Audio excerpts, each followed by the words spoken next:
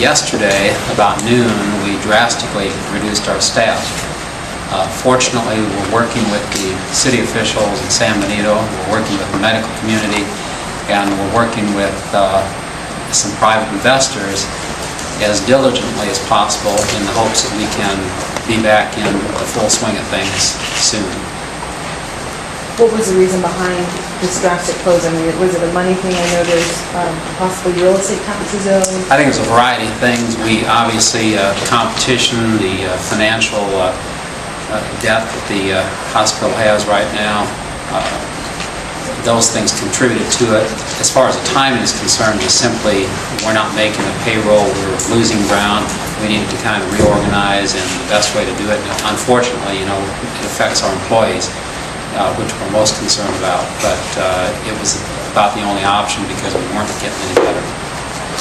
How long had this been building up? Because, obviously if it's a money situation, it takes time to really make a hit, how long has this been an issue? Well, obviously the hospital's had trouble for some time, I think primarily because of where it's located and because of the competition, but we've made some big steps forward, I think, as far as attracting investors, attracting other people that are interested, and probably as importantly as anything, attracting doctors to the community that would get involved in the hospital and would bring patients to the hospital.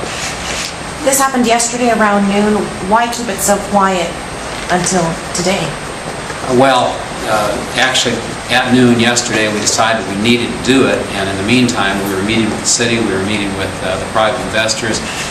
We're actually trying to find out and make sure from the state that we're going to comply with their minimum requirements so we can keep the licensing in place, because that's obviously an important issue with potential investors.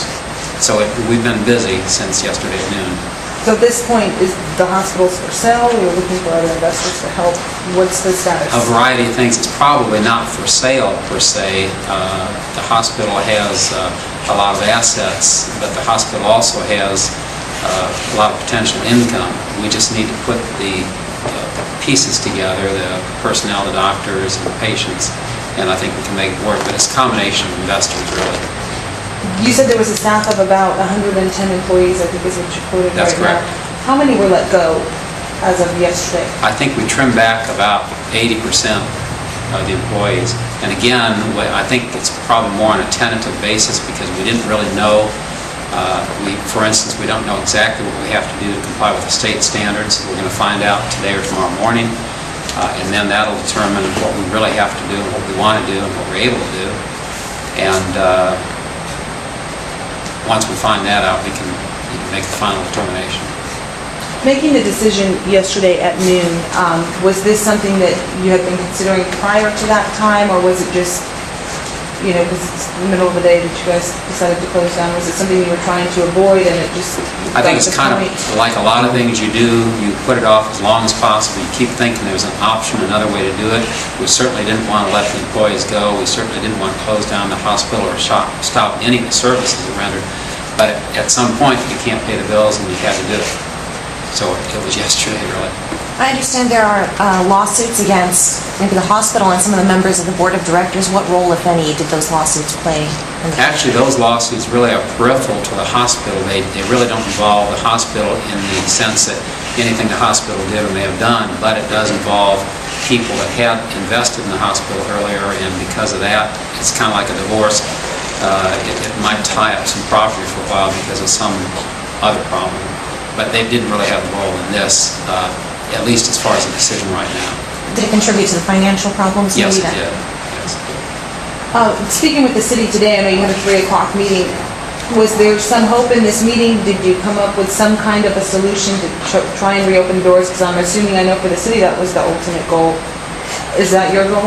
I'm hopeful. The city's been real positive working with us. Yes, and of course, major interest is for the hospital to stay open. We're going to support it. That's why we're here today with them. We're going to help and do everything that we can. We're limited, but certainly in the area where we can have an impact, such as possibly abatement of some ad valorem taxes, probably work with them with the utility expenses, utility water and sewer, those kinds of things. And we certainly are going to explore what, if any, our Economic Development Corporation may be able to help with. And still very tentative in all of these things, but anything that we can do, we will do. But we definitely want to show support, and we don't want our hospital to close down.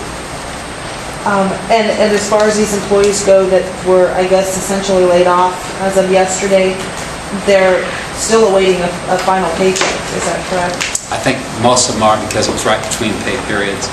And of course, they're entitled to unemployment compensation. We're going to help them in every way possible to get them where they need to be. That paycheck, they should be anticipating it. Do you have a date? As soon as our revenue is in, we will get that taken care of, yes. Do you think I guess these financial problems and maybe the lawsuits, will that prevent the hospital from reopening or being sold?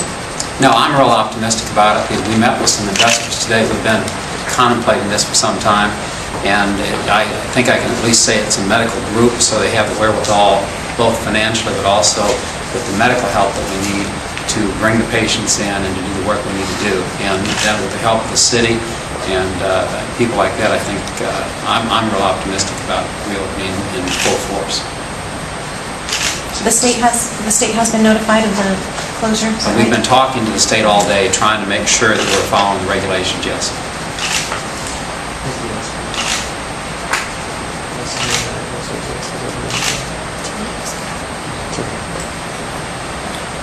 Is there any reason that the board members weren't informed of the closing of the hospital? I'm not so sure that they weren't, and I can't really respond to that. I mean, I dealt with the management as it is right now, and some of them are not around, at least locally.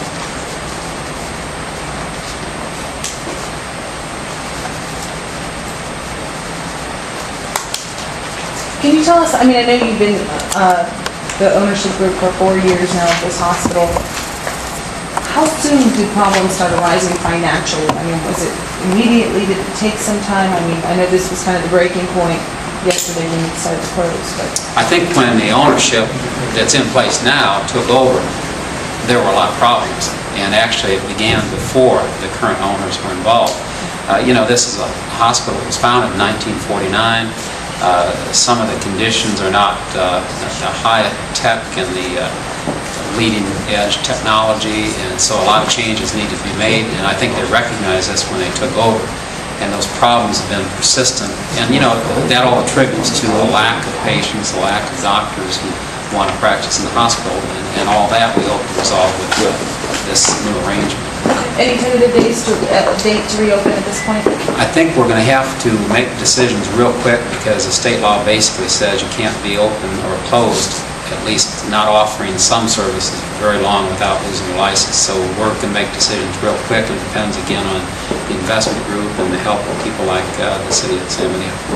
Do you know how long you have? You mentioned the state law. Do you know how long? I'm not exactly sure, and we haven't been able to get an exact answer. I mean, I think we are right now complying with the state law, but I don't know how long they're going to let us slide before they come in and say, you're not operating fully, you need to do something. What about as far as patients? Can you address, what will happen with the patients who maybe usually... I think we can accommodate them totally. Again, we're involved with doctors who either can move them to another hospital or we can provide the service ourselves. I don't think that's going to be interrupted at all.